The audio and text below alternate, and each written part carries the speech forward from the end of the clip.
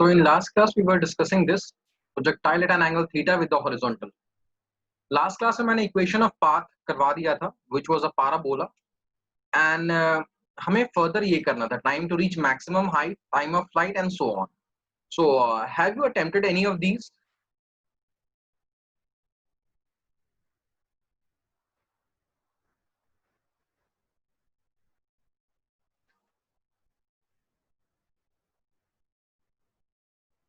Fine.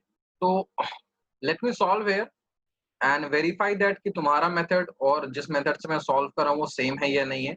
In case you find some difference, then you can discuss कि तुमने जो method किया है whether it is correct or not, right? So एक एक करके मैं start करता हूँ.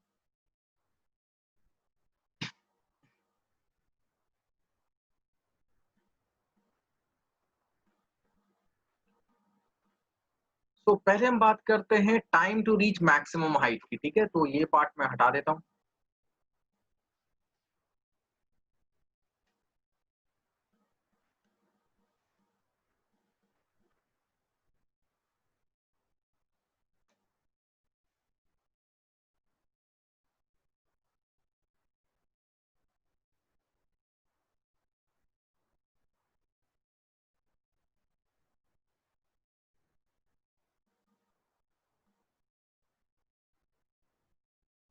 Fine. So time to reach max height.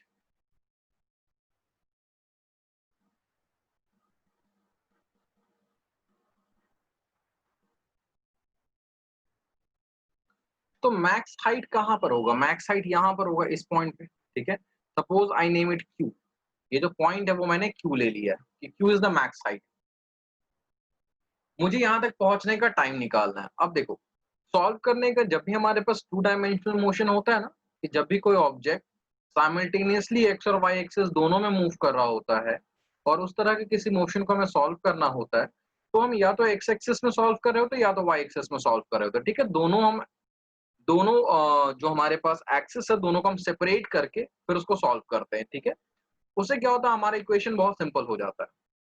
तो भाई हमें क्या निकालना, हमें निकालना है कि यहां से यहां पहुंचने में, मतलब जीरो से ओ से क्यू तक पहुंचने में उसको कितना टाइम लगा.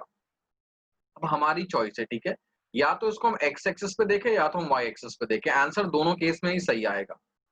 तो अगर मैं वाई एक्सिस पे देखूं इसे, ठीक है, वाई एक्सिस पे इसे देखता हूं, मुझे यहाँ पे फाइनल वेलोसिटी, मुझे यहाँ पे टाइम चाहिए, राइट. अब देखो, अगर मैं वाई एक्सिस पे देखूं तो ये मोशन कैसा है? एक्सेलरेटेड मोशन है. एक्सेलरेटेड मोशन के लिए हमारे पास तीन इक्वेशन होता है, right. v is equal to u plus a t, s is equal to u t plus half a t square और v square minus u square is equal to two a s, right. तो तीन motion हमारे पास, तीन equation क्या होता है? v is equal to u plus a t, s is equal to u t plus half a t square और v square minus u square is two a s. अब भाई हमें टाइम निकालना है. ठीक है, O टू Q जाने का टाइम निकालना, लेकिन हम वर्टिकल अलोंग y एक्सिस देख रहे हैं. तो फर्स्ट या सेकंड मोशन में से कोई एक अप्लाई कर सकते हैं हम. अगर मान लो हमने फर्स्ट अप्लाई किया, तो क्या हमें v पता होगा? क्या हमें v अलोंग y एक्सिस पता होगा? हम देखो यहाँ पे, so as v is equal to u plus a t, हम अगर y एक्सिस के अलोंग देखते हैं, so v along y axis, u along y axis, a along y axis. What is v along y axis? कोई बता सकता है? Final velocity मतलब मेरा फाइनल पॉइंट क्या q है. क्या vy की वैल्यू पता होगी? क्योंकि देखो, अगर vy पता होगा, u हमें पता है, a पता है, तो t आराम से निकल जाएगा. तो कैन एनीबॉडी टेल मी कि vy क्या होगा? vy यहाँ पर जीरो होगा. क्यों जीरो होगा भाई? अगर मान लो किसी भी ऑब्जेक्ट को हम ऐसे डायरेक्टली ऊपर थ्रो करते हैं, तो हाईएस्ट पॉइंट पे उसकी वेलोसिटी क्या हो जाती है? जीरो हो जाती है. ठीक है, मतलब अगर हम किसी भी ऑब्जेक्ट का सिर्फ वाई एक्सिस के अलोंग मोशन देखते हैं, तो at the highest point velocity is zero. तो सेम चीज हम यहाँ भी कर रहे हैं ना. हम क्या सिर्फ वाई एक्सिस के अलोंग देख रहे हैं? तो अगर हम वाई एक्सिस के अलोंग देख रहे हैं तो ये एक तरह से वन डायमेंशनल मोशन हम इसको देख रहे हैं, सिर्फ इसका वाई कंपोनेंट को देख रहे हैं, एक्स से कोई मतलब नहीं हमें. तो अगर सिर्फ y के अलोंग देखेंगे तो vy यहाँ पे क्या हो जाएगा? जीरो हो जाएगा, क्योंकि हाईएस्ट पॉइंट पे वेलोसिटी क्या हो जाएगी? जीरो हो जाएगी. uy हमें पता है क्या? u sin theta. ay क्या? माइनस जी है. और ये टाइम है, ठीक है। ये टाइम कौन सा टाइम है? मैक्सिमम हाइट तक पहुंचने के लिए जो टाइम लग रहा है। सपोज मैं इसको टीएम से डिनोट करता हूँ, ठीक है। जस्ट कि ये कोई दूसरा टाइम नहीं, it is the time which is taken by the projectile to reach the maximum height. तो भाई देखो सॉल्व करो, कैसे सॉल्व हो जाएगा? इसको इधर भेज देते ही हो गया, जी इंटू टीएम पॉजिटिव में, यू साइन थीटा यहीं पर रह गया। तो टीएम की वैल्यू हमारे पास क्या होगी भाई? U sine theta upon g. So this is the time taken by the projectile to reach the maximum height. यहाँ तक क्लियर है? क्लियर है तो बताओ चार्ट में, फिर आगे बढ़ते हैं।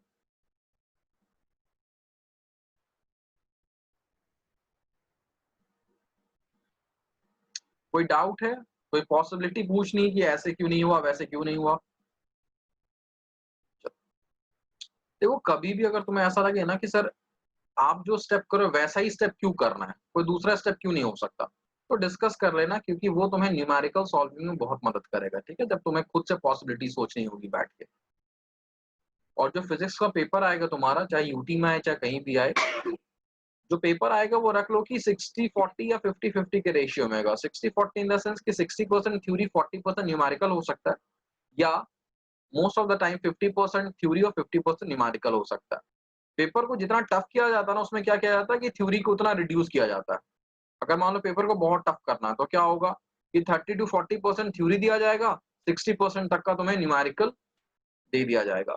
तो ये इस पैटर्न पे होता है, ठीक है। एवरेज 50-50 लेके चलो दिमाग में।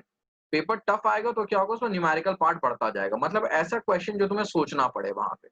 पेपर को इजी बनाना होता है तो डेरिवेशन पार्ट ज्यादा आता है, मतलब तुम रट के जाओ वहां पे लिख दो, तुम्हें मार्क्स पूरे मिल जाएंगे।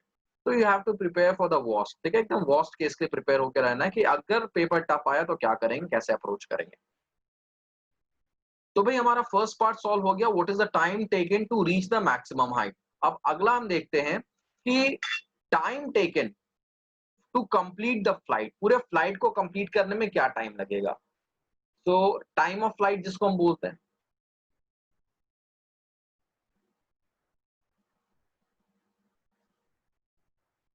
अब टाइम ऑफ फ्लाइट में क्या हुआ, ये ओ से स्टार्ट हो रहा है, क्यू तक आया, और सपोज मैं इस पॉइंट को आर बोल देता हूँ, पी क्यू आर, ठीक है।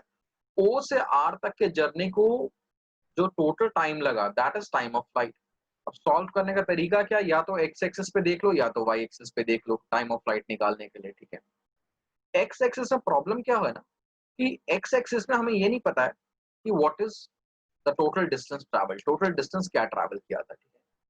वाई एक्सिस पे हम एक यहाँ पर हमें जो दिख रहा है डायग्राम में, वहां से हम एक चीज क्या कर सकते हैं, हमें यहाँ पे टाइम ऑफ फ्लाइट निकालना, राइट। अब देखो यहाँ पे भाई, अगर मैं यहाँ पे फर्स्ट इक्वेशन लगाऊं, तो फर्स्ट इक्वेशन में मुझे वेलोसिटी नहीं पता होगा, मतलब कि जिस वेलोसिटी के साथ वो प्रोजेक्टाइल ग्राउंड को हिट करेगा, दैट इज अनक्लियर, वो मुझे नहीं पता है। ये मत सोच लेना कि वो जीरो होता है, ठीक है। प्रोजेक्टाइल जिस वेलोसिटी के साथ ग्राउंड को हिट करेगा, इट इज नेवर जीरो, ये मत समझ लेना कभी, ठीक है। वो मैक्सिमम वेलोसिटी के साथ हिट करता है ग्राउंड को। तो हमें v नहीं पता है, ठीक है, v इज अननोन। u पता है क्या? u पता है, चलो u पता है कि अलोंग y एक्सिस u जो था u sin थीटा था। a पता है, t भी नहीं पता है। तो भाई जब दो अननोन क्वांटिटी है तो वहां पर नहीं लग सकता ये, तो इक्वेशन नहीं लग पाएगा। सेकंड का सोचते हैं, क्या हमें s पता है? यहाँ पे s क्या होता है बच्चे? s होता है डिस्प्लेसमेंट, ठीक है। s क्या होता है? डिस्प्लेसमेंट होता है। तो ऑब्जेक्ट जो है, सिर्फ y एक्सिस पे देखो, ऑब्जेक्ट ने एक हाइट अटेन किया, यहां तक पहुंचा, ठीक है। जीरो से उसने हाइट अटेन करना शुरू किया, वो यहां तक पहुंचा, और फिर क्या हुआ, उसका हाइट डिक्रीज होना शुरू हुआ और फिर से वो ग्राउंड लेवल पे पहुंच गया। तो डिस्प्लेसमेंट क्या है ऑब्जेक्ट का अलोंग वाई एक्सिस की, सिर्फ हम बात कर रहे हैं अलोंग वाई एक्सिस, डिस्प्लेसमेंट जो होगा वो जीरो होगा, ठीक है।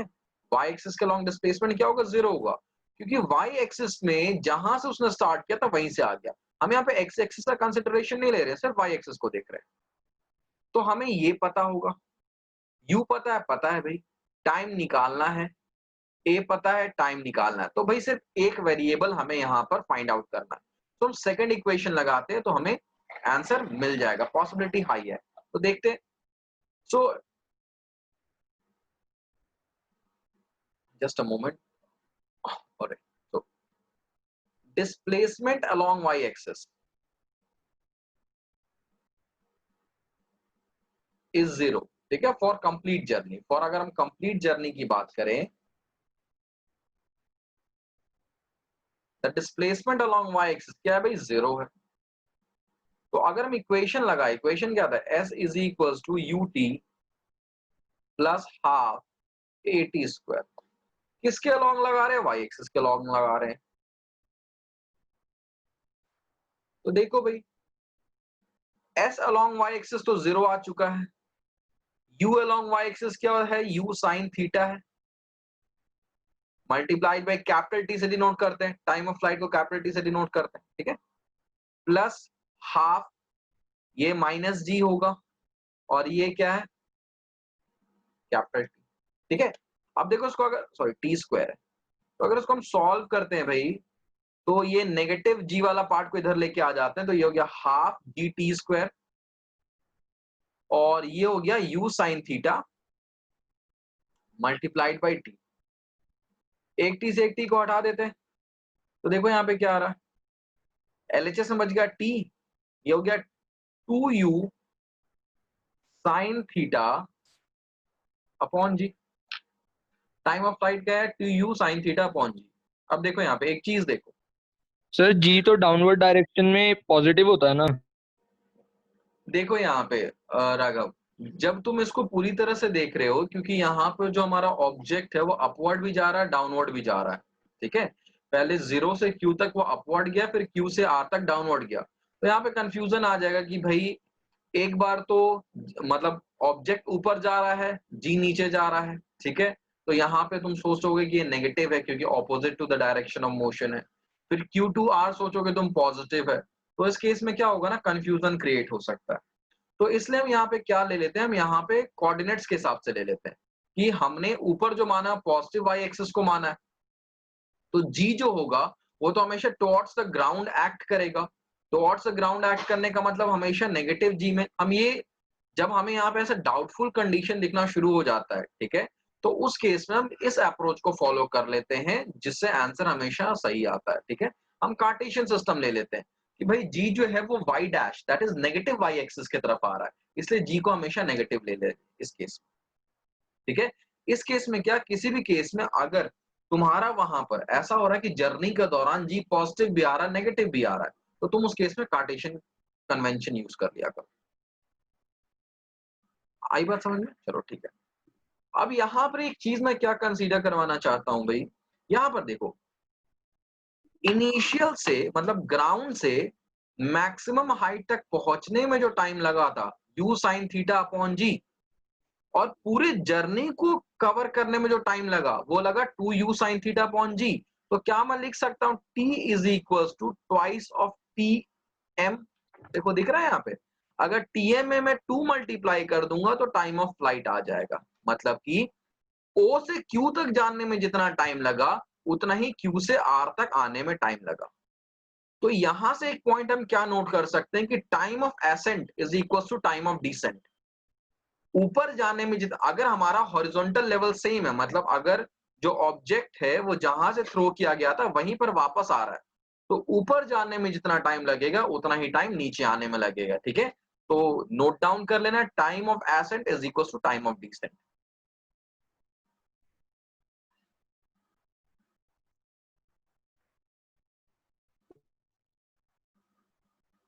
ऊपर जाने में जितना टाइम लगेगा उतना ही नीचे आने में लगेगा, ठीक है। अगर तुमने नोट डाउन कर लिया मुझे चैट में बताना, फिर नेक्स्ट टॉपिक में चलेंगे।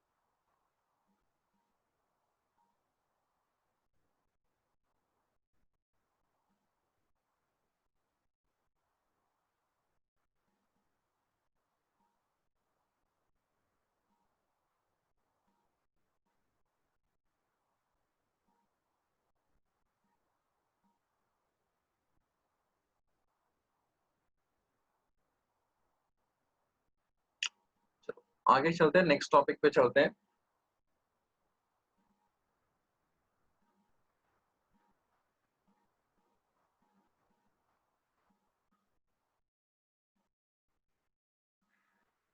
अब ये जो हम निकालते जा रहे हैं उनके फॉर्मूलेस को हम याद रखेंगे, क्योंकि आगे हम इसको यूज कर लेंगे कहीं पे।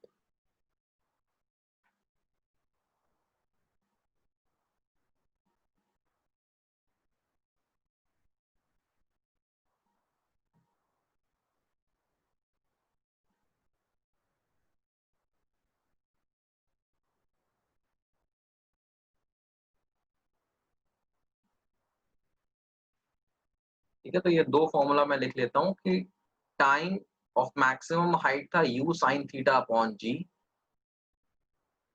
और टाइम ऑफ फ्लाइट जो था वो था 2u sin theta upon g।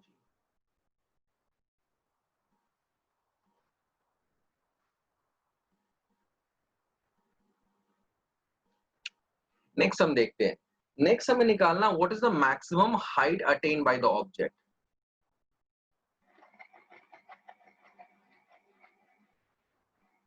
तो मैक्सिमम हाइट तो वैसे भी y एक्सिस पे चल रहा है, तो उसको तो y एक्सिस के अलोंग ही निकालेंगे।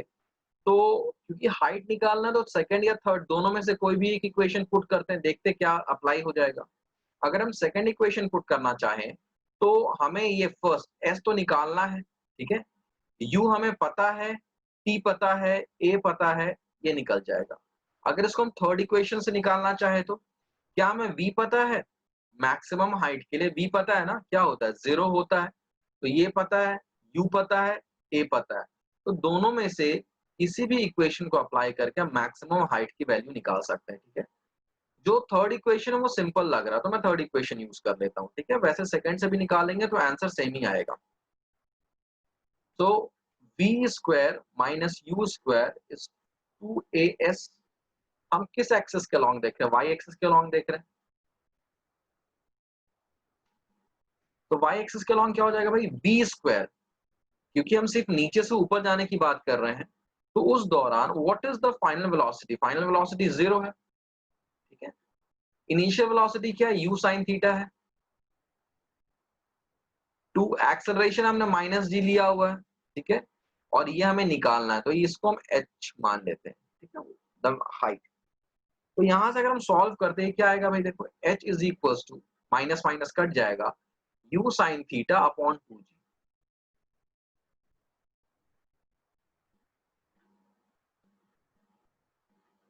सॉरी, यहाँ पे स्क्वायर हो रहा है ना, तो ये हो जाएगा u square sine square theta upon 2g। So the maximum height will be u square sine square theta upon 2g। Okay, ये क्लियर है, इसमें कोई डाउट?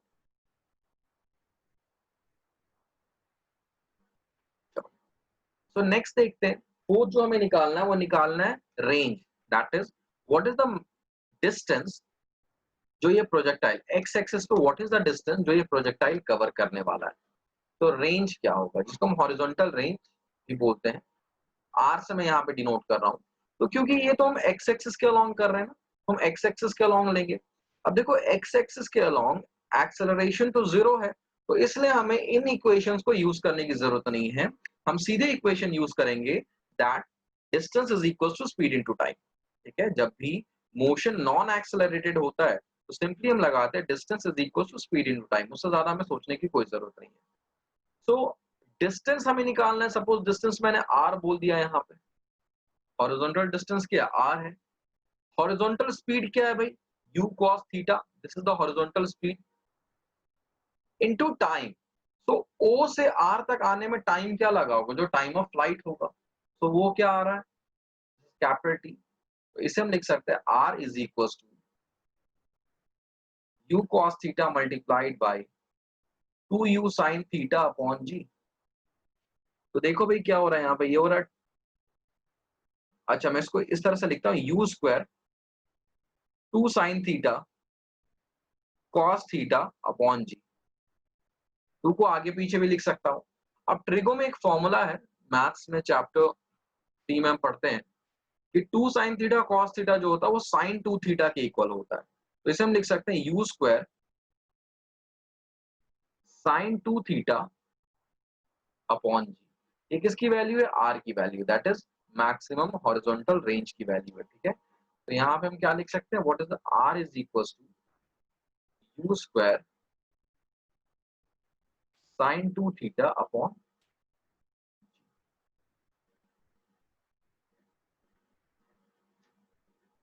ठीक है। ये साइन 2 थीटा है, ठीक है, साइन स्क्वायर थीटा नहीं, कंफ्यूज मत करना। साइन 2 थीटा क्या होता है, 2 साइन थीटा कॉस थीटा होता है, उसे कहीं पे लिख लेना। साइन 2 थीटा जो होता है it is 2 sign theta into cos theta,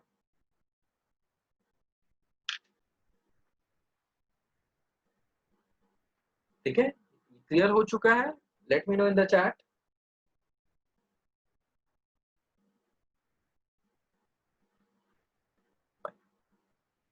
तो ये बेसिक्स तो हो गए, ठीक है। अब मैं एक क्वेश्चन दे रहा हूं, वो बताना मुझे।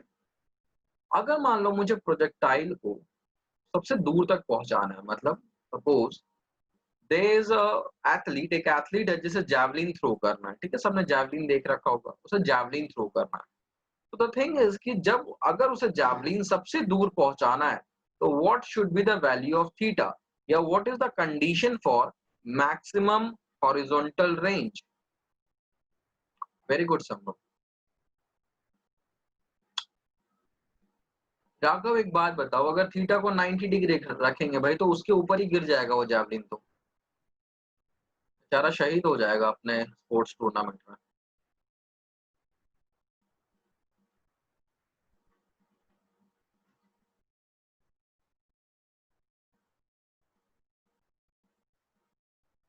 चलो देखते हैं यहाँ पे, ठीक है।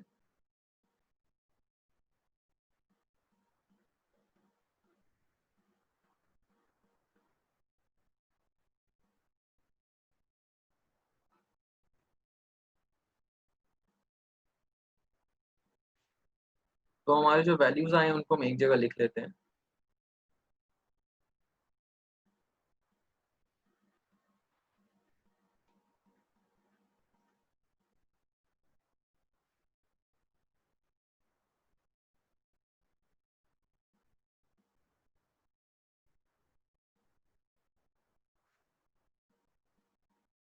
आर की वैल्यू है u square sine 2 theta upon g, और ये साइन स्क्वायर थीटा है, ये R is sine square theta, sine square theta. और एच जो है वो क्या है हमारा, horizontal range, that is u square sine 2 theta upon g. ये हमने चार ये ढूंढ लिया। अब हमें क्या देखना भाई, फॉर मैक्सिमम आर,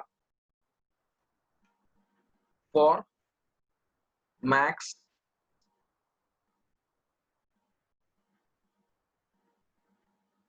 ये मैंने फॉर्मुलेज यहाँ पे गलत लिख दिए थे। आर इज, ओके ओके, ये है आर हमारा मैक्सिमम। देखो हमने जो डिनोट किया वो थोड़ा सा अलग, ये जो है बेसिकली मैं अलग से यहाँ पे लिख देता हूँ, दिस इज रेंज, जो हॉरिजॉन्टल रेंज होगा, एंड दिस इज, यहाँ पे आर मैंने क्या लिया था, you square sine square theta, max height निकाला था यहाँ पे, ठीक है। इससे मैक्स हाइट, इसको इसको एच से हम डिनोट कर देते हैं मैक्स हाइट को, और रेंज को कैपिटल आर से डिनोट कर देते हैं, जिससे कंफ्यूजन ना हो। सो फॉर मैक्स रेंज, देखो अगर रेंज का फॉर्मूला देखें तो वो है u square sine 2 theta upon g. अब भाई यू और जी तो चेंज होने से रहा, क्योंकि वो तो इनिशियल वेलोसिटी उसकी उतनी ही है, वो उतना ही ताकत लगा सकता है, यू चेंज नहीं कर सकता, जी चेंज नहीं कर सकता। वो थीटा को चेंज कर सकता है, एंगल ऑफ प्रोजेक्शन को चेंज कर सकता है। तो साइन थीटा की जो मैक्सिमम वैल्यू है, ठीक है, वो होती है 1, ठीक है। सो साइन 2 थीटा जो होना चाहिए इट शुड बी 1, क्योंकि साइन की वैल्यू जो है वो -1 से 1 के बीच में होती है। तो जो maximum value of sine theta है, साइन का जो मैक्सिमम वैल्यू होता है वो होता है 1। सो बेसिकली मैक्सिमम रेंज के लिए जो साइन 2 थीटा होना चाहिए वो 1 के इक्वल होना चाहिए, और 1 जो होता है वो कब आता है, वो साइन 90 पे आता है। सो 2 थीटा क्या होना चाहिए, 90 होना चाहिए। तो यहाँ से हम साइन का जब इनवर्स ले लेते हैं, ठीक है, ऐसा मत सोचना साइन साइन कट जाता है, हम साइन का इनवर्स लेते हैं, तो 2 थीटा 90 आ जाता है और थीटा यहाँ पे 45 आ जाता है। तो for maximum range he should throw the projectile at an angle of 45 degree. 45 degree के एंगल पे अगर वो थ्रो करेगा तो उसका प्रोजेक्टाइल मैक्सिमम डिस्टेंस तक जाएगा। ठीक है, okay. So what is the maximum value of R? Next question is, what is the maximum value of R? Theta तो पता चल गया कि R max के लिए थीटा 45 होना चाहिए। R की मैक्सिमम वैल्यू क्या होनी चाहिए? कुछ भी नहीं। मैक्सिमम R कब होगा? जब sin 2 थीटा 1 होगा। तो यहां पर अगर हम sin 2 थीटा को 1 रखते हैं तो ये क्या हो जाएगा? ये हो जाएगा हमारा u square into 1 upon g which is equal to u square upon g। So this is the maximum value of R जो कि वो कवर करेगा। ठीक है, यहां तक हो गया। Okay, my next question is, ये क्वेश्चन को क्वेश्चन फॉर्मेट में लिखते जाना, ठीक है, कि एग्जाम के टाइम में तुम रिवाइज कर पाओ उसको। My next question is theta unique?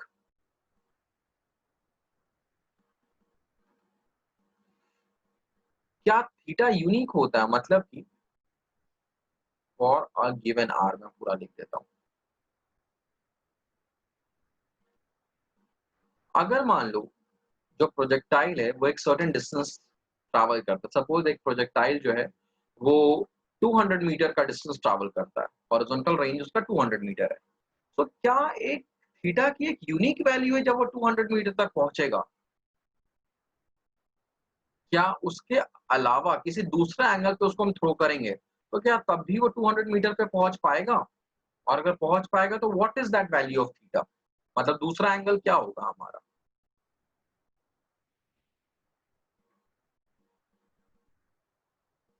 Question समझ में आया क्या कहा मैंने? कि अगर मान लो कोई प्रोजेक्टाइल हम थ्रो करते हैं, वो 200 मीटर की दूरी पे जाके गिरता है। सवाल ये है कि जो एंगल ऑफ प्रोजेक्शन होगा क्या वो यूनिक होगा? Suppose angle of projection 35 degree है, तो क्या 35 डिग्री पे ही जब उसको छोड़ा जाएगा तभी जाके वो उस पॉइंट पे गिरेगा, या कोई दूसरा एंगल भी पॉसिबल है? अगर पॉसिबल है तो क्या है उस दूसरे एंगल की value?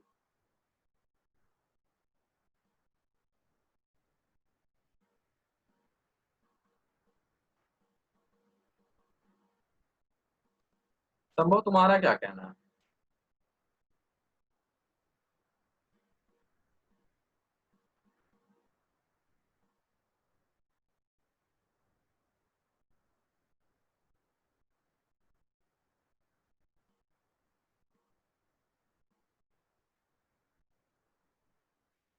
The answer is theta is not unique. Theta जो है वो यूनिक नहीं है। So what is the other possible value? ठीक है, so other angle is 90 minus theta. जैसे मैंने तुम्हें एक एग्जांपल अभी दिया था कि अगर इनिशियली उसको 35 डिग्री पे प्रोजेक्ट किया जाए तो वो 200 मीटर पे गिरता है। तो अगर उसको 90 माइनस 35 दैट इज 55 डिग्री पे भी प्रोजेक्ट किया जाएगा तब भी जाके वो 200 मीटर पे ही गिरेगा। ठीक है, उसका पाथ कैसा होगा मैं यहीं पे बना के दिखा रहा हूँ। ठीक है, उसका पाथ इस टाइप से होगा। अगर उसका थीटा बढ़ा दिया जाए, जैसे इनिशियली उसको 35 पे भेजा गया था, अब किससे भेज रहे हैं हम? 55 पे भेज रहे हैं, तो उसका वो कुछ ऐसे से जाएगा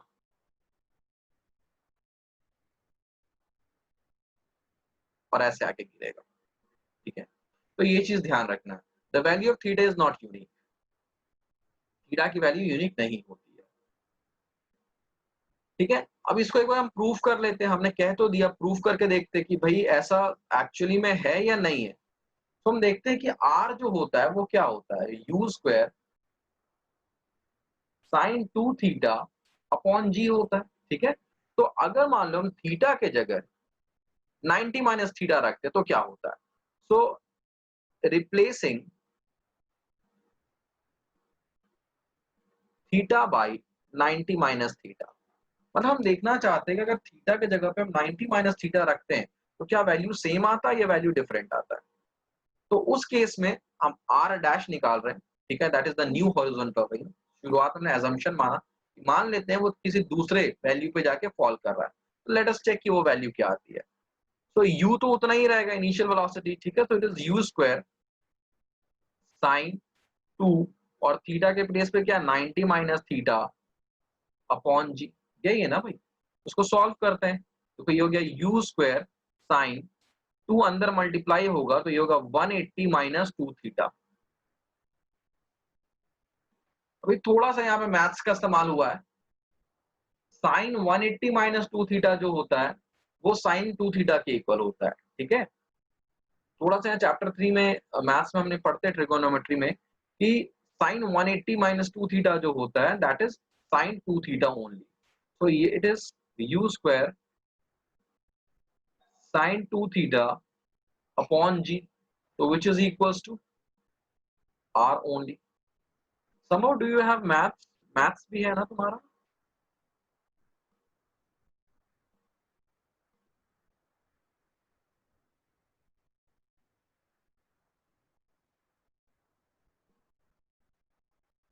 जैस्मिन तुम्हें ये मैथ्स का कुछ कुछ चीजें वो याद रख लेना होगा, ठीक है। और बहुत ज्यादा मैथ्स यूज नहीं है बट थोड़ा बहुत मैथ्स यूज हुआ है, so you have to learn those things, ठीक है, कि कहाँ कहाँ पे क्या क्या होता है। तो साइड में तुम ब्रैकेट में लिख लेना साइन 180 माइनस थीटा जो होता है it is equal to sine theta only.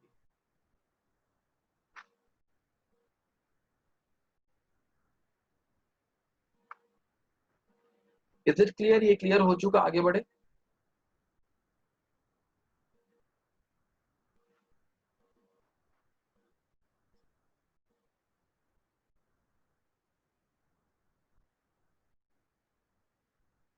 Alright,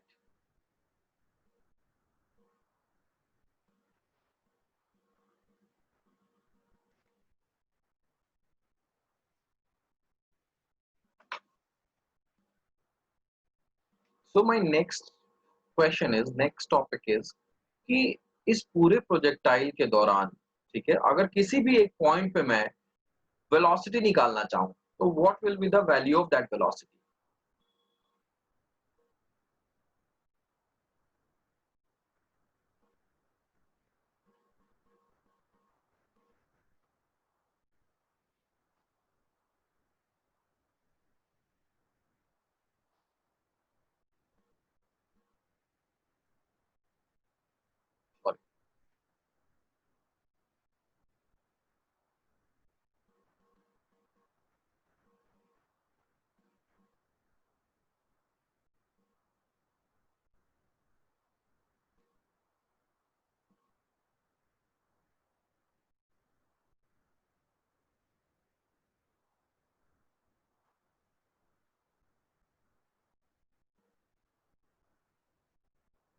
So now we need to find what is the velocity at any point of time.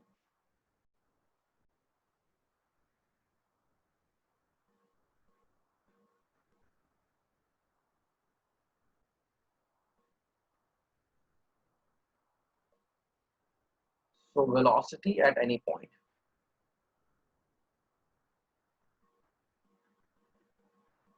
Suppose मैं इसी P point पे velocity निकालना चाह रहा हूँ, तो मैं देखूंगा ये जो इसकी final velocity होगी, it will have two component, ठीक है, one along x axis and one along y axis. Also ये जो final velocity v, not final, इस point पे जो velocity होगा, it will make some angle different than what you made with the horizontal. U ने horizontal के साथ जो एंगल बनाया उससे कुछ दूसरा एंगल बनाएगा ये। तो सपोज इसको मैं मान लेता हूं बीटा, ठीक है, कि इस समय जो फाइनल वेलोसिटी है वो हॉरिजॉन्टल के साथ बीटा एंगल बना रहा है। तो अगर मुझे निकालना what is the velocity at any point, तो कैसे निकालेंगे ये देखो, मैं Vx और Vy निकाल लूंगा और फिर क्या करूंगा, मैं रिजल्टेंट V निकाल लूंगा बाय एडिंग देम। तो Vx क्या होगा भाई मेरा, Vx जो होगा वो तो Ux के इक्वल ही होगा ना, क्योंकि x एक्सिस के अलोंग कोई एक्सेलरेशन तो है नहीं, तो वेलोसिटी अनचेंज्ड रहेगा, so which is equal to u cos theta. ठीक है, ये बात क्लियर है।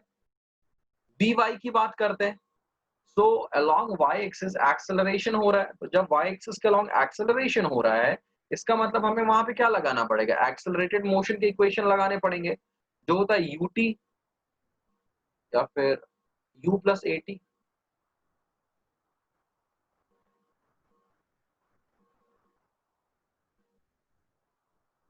ये y एक्सिस के अलोंग लग रहा है, so U Y plus A Y into T. अब लेट्स सी ये क्या आ रहा है, so V Y what is the velocity, ये हमें निकालना है। यू वाई क्या था हमारा, यू साइन थीटा था, माइनस ए वाई क्या है, जी, और ये हमारा है टाइम टी, ठीक है। सो वी वाई की ये वैल्यू आ गई। देयरफॉर अगर हम v निकालते हैं तो भाई v देखो, क्योंकि परपेंडिकुलर वेक्टर्स है तो हम इसे सीधे लिख देंगे V X square plus V Y square. So V X is equal to U cos theta square plus V Y क्या है भाई हमारा, U sine theta minus G T square, ठीक है। तो इसको सॉल्व करते हैं, देखो सॉल्व करके क्या आएगा।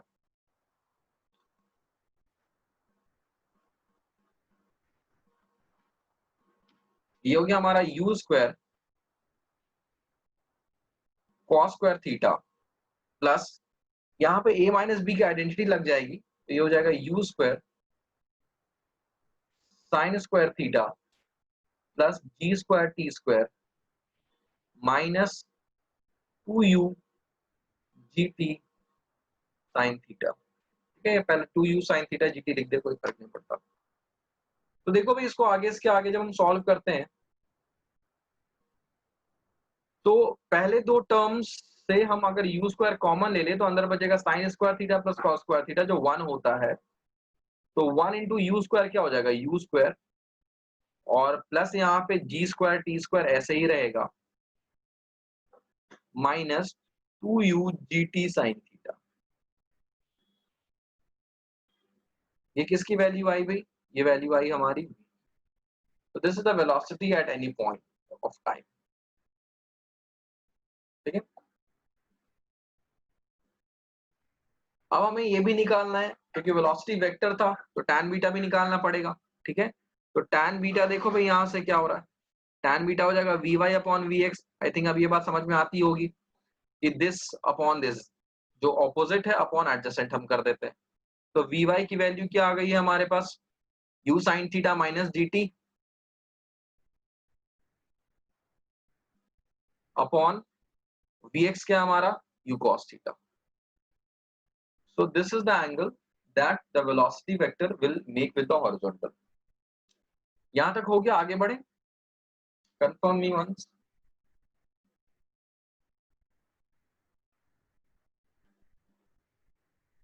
यहां तक हो गया होगा तो आगे बढ़ेंगे, क्या कॉपी कर लिया सभी ने।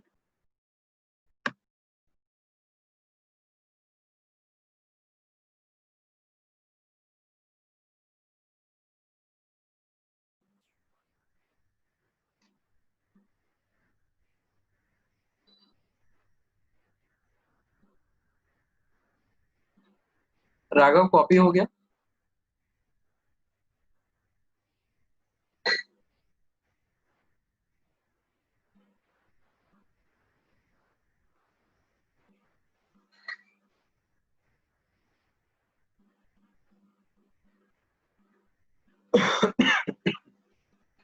फाइन, तो now you will tell me, मैं दो क्वेश्चंस दे रहा हूं तो मुझे बताओगे। पहला क्वेश्चन ये है, इसी से रिलेटेड पूछ रहा हूं कि with what velocity will the projectile hit the ground, ठीक है। मैं यहां पर लिख दे रहा हूं, with what velocity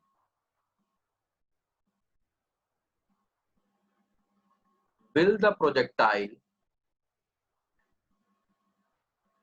hit the ground, या हॉरिजॉन्टल सरफेस हम बोल सकते हैं, जो भी ले लो। तो किस वेलोसिटी के साथ हिट करेगा, एंड हमें ये भी फाइंड करना है कि फाइंड एंगल ऑल्सो। मतलब एंगल ऑल्सो का क्या मतलब है कि किस एंगल पे वो हिट करेगा, हमें दोनों चीज बताना है।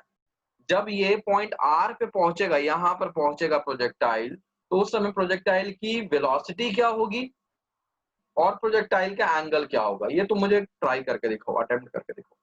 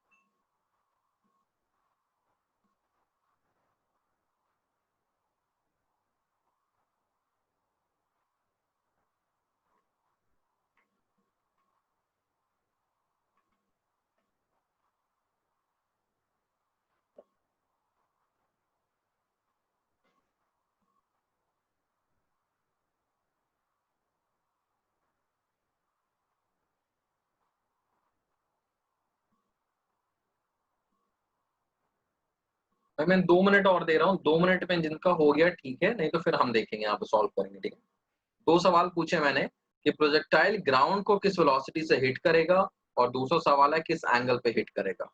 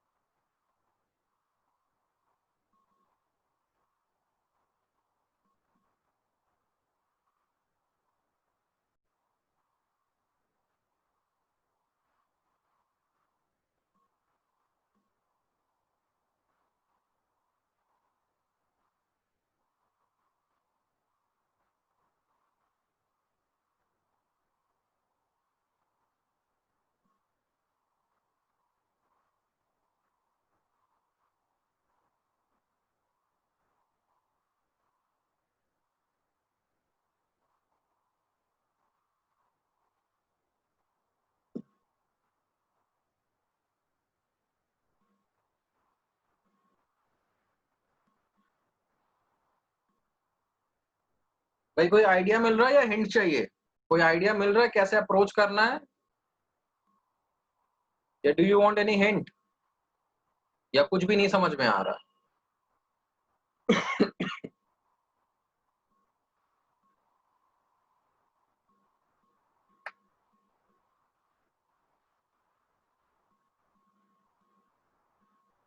चलो भाई एक हिंट दे देता हूँ। देखो जब ये प्रोजेक्टाइल अपना पूरा पाथ कंप्लीट करके पॉइंट आर पे पहुंचेगा तो उसको कितना टाइम लगेगा, what will be the time taken by the projectile? The time taken by the projectile will be equal to the time of flight of the projectile, ठीक है। Projectile का पूरा फ्लाइट कंप्लीट हो गया, उसके बाद ही तो वो ग्राउंड को हिट करेगा। तो यहाँ पर जो हमने v की वैल्यू निकाली है, यहाँ पर we have to put t के प्लेस में क्या पुट करना होगा, टाइम ऑफ फ्लाइट। अगर हम t के प्लेस पे टाइम ऑफ फ्लाइट पुट करते हैं तो जो हमारा आंसर आएगा that will be the velocity at the final point. तो फटाफट पुट करके देखो क्या आ रहा है आंसर।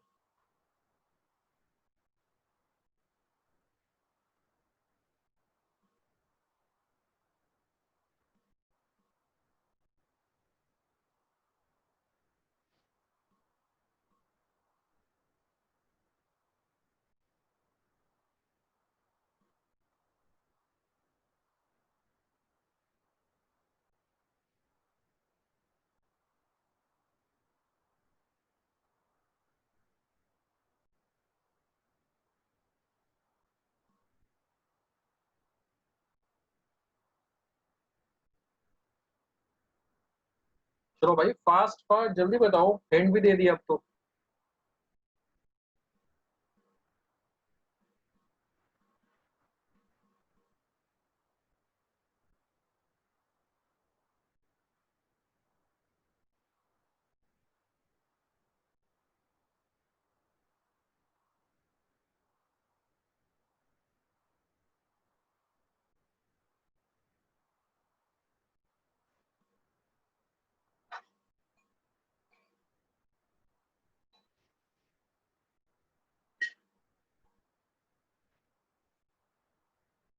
चलो देखते हैं। तो v is equal to under root of u square plus g square, और t के प्लेस में क्या पुट करें, time of flight. It is 2u sine theta upon g का होल स्क्वायर, ठीक है, t का वैल्यू है, minus 2u g sine theta into t की वैल्यू हमें क्या पुट करना है, 2u sine theta upon g। Solve करो, देखो भाई सॉल्व करके क्या क्या आएगा। तो v is equal to under root of, ये हुआ u square plus G square cancel हो गया, ठीक है। तो यहाँ पे बचेगा 4u square sine square theta, minus यहाँ से जी कैंसिल हो जाएगा, तो 2u इंटू 2u, ये हो गया 4u square sine square theta, 4u square sine square theta. ये दोनों टर्म कैंसिल हो गया, क्या बचा, under root of u square which is equal to u। So the projectile will hit the ground with the same velocity as it was thrown. जिस velocity से उसको throw किया गया था वो सेम वेलोसिटी से ग्राउंड को हिट कर देगा. Easy part. दूसरा पार्ट क्या बोल रहा है, किस एंगल पे हिट करेगा. तो यहाँ पे बीटा निकालो भाई. हमें पता है tan बीटा क्या होता है, u sin theta minus gt. तो u sin theta minus g और t क्या हमारा 2u sin theta upon g. 2u sin theta upon g upon नीचे क्या है u cos थीटा. तो u cos थीटा.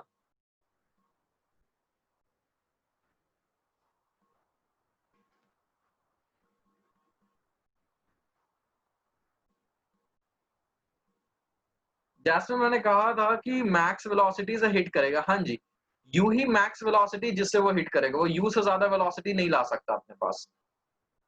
ठीक है, क्योंकि क्या होगा नीचे से जब वो ऊपर जा रहा होगा तो उसकी वेलोसिटी वाई एक्सिस में उसकी वेलोसिटी घट रही होगी. एक्स एक्सिस की तो वेलोसिटी उसकी वही है. ठीक है, एक्स एक्सिस की उसकी वेलोसिटी सेम ही है, पर वाई एक्सिस की वेलोसिटी घट रही होगी जब वो ऊपर जा रहा होगा. फिर जब नीचे आएगा तो फिर से उसकी वाई एक्सिस की वेलोसिटी बढ़नी शुरू होगी, लेकिन ऑपोजिट डायरेक्शन में. तो मैक्सिमम वैल्यू जो उसकी वाई एक्सिस की वेलोसिटी रीच कर पाएगी वो करेगी यू इन ऑपोजिट डायरेक्शन. और राघव tan बीटा वाला फॉर्मूला कैसा है देखो भाई, ऊपर मैंने निकाला तो है. tan बीटा इज, देखो tan बीटा मैं यहाँ पे पैरेललोग्राम लॉ लगा देता हूँ. तो ये क्या हो जाएगा, ये हो गया हमारा, ये हो जाएगा, ये वी वाई है ना, तो ये हो गया वी वाई, ये हो गया वी एक्स. tan बीटा होता है परपेंडिकुलर अपॉन बेस. ठीक है, तो वो फॉर्मूला से मैंने यहाँ पे लगाया, बस यहाँ पे मैंने निकाल दिया था tan बीटा की वैल्यू क्या आएगी. तो इसे यहाँ पे देखो भाई पुट करते क्या क्या आएगा, जी जी कैंसिल हो जाएगा ना. u sign theta minus 2u sine theta, ये होगा माइनस u साइन थीटा ऊपर में, और नीचे में क्या हो जाएगा u cos थीटा. ठीक है, तो u कैंसिल हो गया, ये क्या आ रहा है माइनस tan थीटा.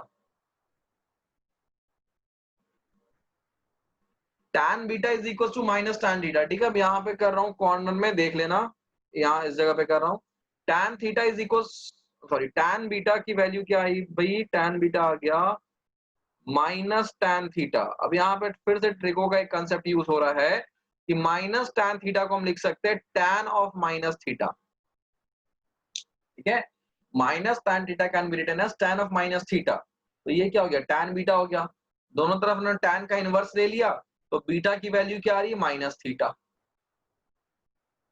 तो अगेन प्रोजेक्टाइल जो ग्राउंड को हिट करेगा ना, तो ये जो एंगल बनाएगा वो क्या बनाएगा, थीटा ही बनाएगा. ठीक है, हॉरिजॉन्टल मैं ऐसे यहाँ पे दिखा देता हूँ. ये जो जैसे मान लो ये हिट कर रहा है, तो हॉरिजॉन्टल के साथ ये जो एंगल बना रहा होगा ना, ये थीटा बना रहा होगा. लेकिन देखो थीटा किधर मेजर कर रहे हैं, क्लॉकवाइज मेजर कर रहे हैं, क्योंकि हम एक्स एक्सिस से एंगल मेजर करते हैं. तो थीटा किधर मेजर कर रहे हैं, क्लॉकवाइज मेजर कर रहे हैं, और क्लॉकवाइज में क्या होता है हमेशा नेगेटिव लेते हैं. तो बेसिकली माइनस थीटा का ये मतलब है कि जो प्रोजेक्टाइल है वो डाउनवर्ड नीचे एक्स एक्सिस से नीचे की तरफ बेंड हो गया. वो तो देख के डायग्राम देख के समझ में आ रहा है कि अगर वो नीचे की तरफ बेंड हो रहा है तभी तो जाके वो हिट करेगा ग्राउंड को. तो ये हो गया बीटा की वैल्यू क्या आ गई माइनस थीटा आ गई. यहां तक समझ में आ गया, समझ में आ गया. ठीक है, कॉपी हो गया, मुझे कंफर्म करना, फिर कुछ आगे के पार्ट्स और करवाने, एक दो क्वेश्चन और करवाना.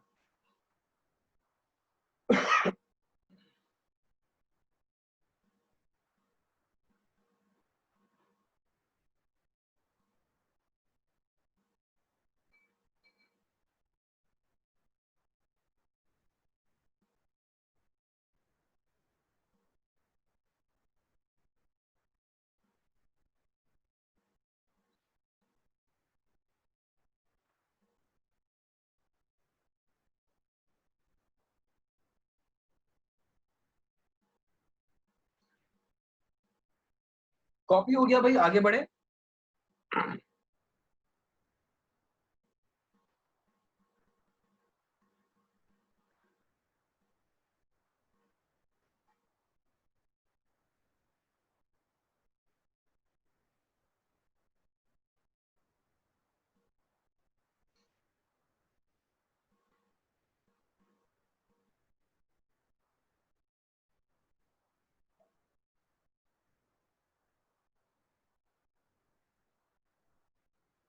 चलो आगे चलते हैं, ठीक है।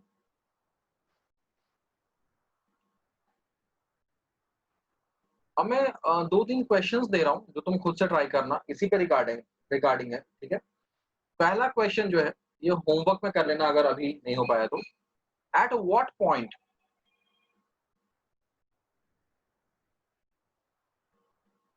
The velocity is perpendicular to acceleration. पहला क्वेश्चन है कि पूरे प्रोजेक्टाइल में किस पॉइंट पे वेलोसिटी जो है, यहाँ वेलोसिटी मतलब मैं नेट वेलोसिटी की बात कर रहा हूँ, ठीक है।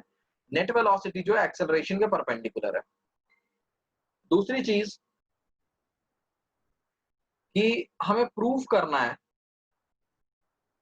कि जो मैक्सिमम रेंज होगा it will be 4 times the maximum height attend bye the projectile.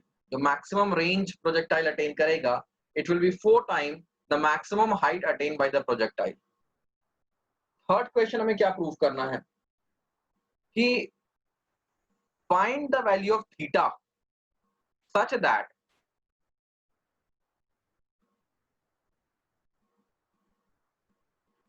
जो रेंज है, ठीक है, जो रेंज है वो हाइट के इक्वल आ जाए। मतलब किस थीटा पे उसको प्रोजेक्ट किया जाएगा कि वो जितना ऊपर उठे उतना ही वो आगे भी बढ़े, ये चीज हमें फाइंड करना है। और एक चौथा सा मैं क्वेश्चन दे रहा हूं। एक क्वेश्चन क्या है कि सपोज ये ग्राउंड है,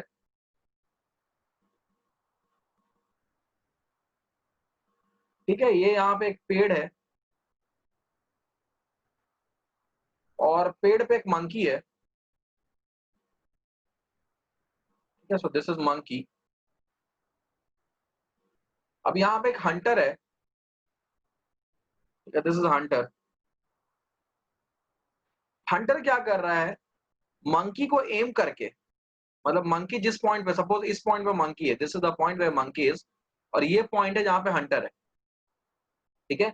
मान लेना कि हंटर का जो हाइट है वो ग्राउंड से नेग्लिजिबल है, मतलब क्या एज्यूम करना तुम्हें कि हंटर जो प्रोजेक्शन कर रहा है वो यहां से कर रहा है, ठीक है। हंटर जो बंदूक चला रहा है वो यहां से चला रहा है, हंटर समझ लो सोया हुआ होगा, और ये यहां से मंकी को एम करता है,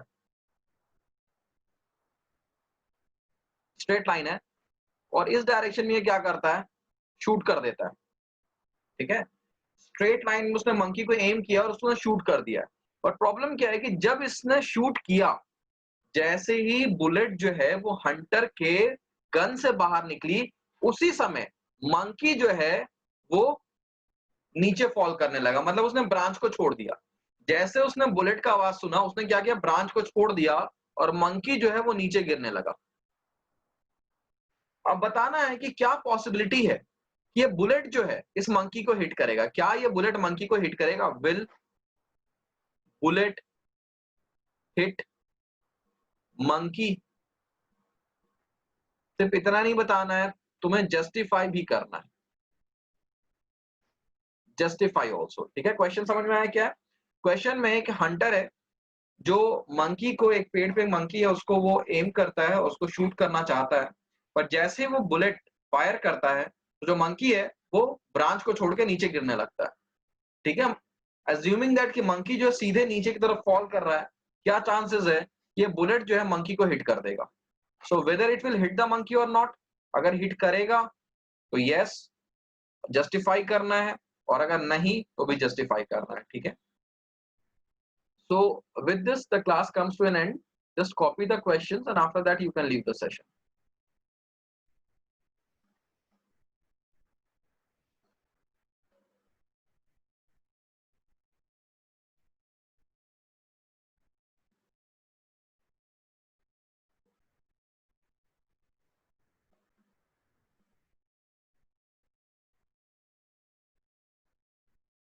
हाँ जी राघव।